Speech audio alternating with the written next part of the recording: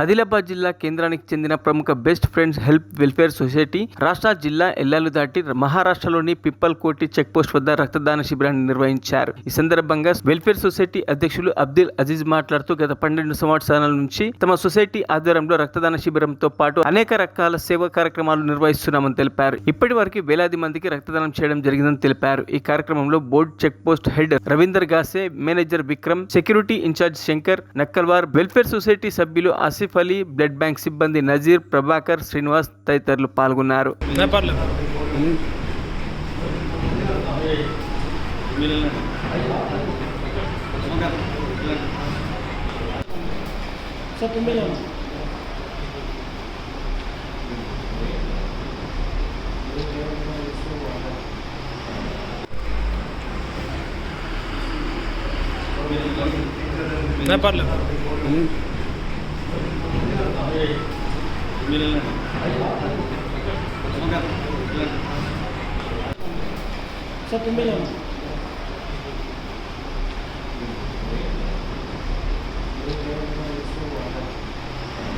మరిన్ని అప్డేట్స్ కోసం మా ఛానల్ని సబ్స్క్రైబ్ చేయండి.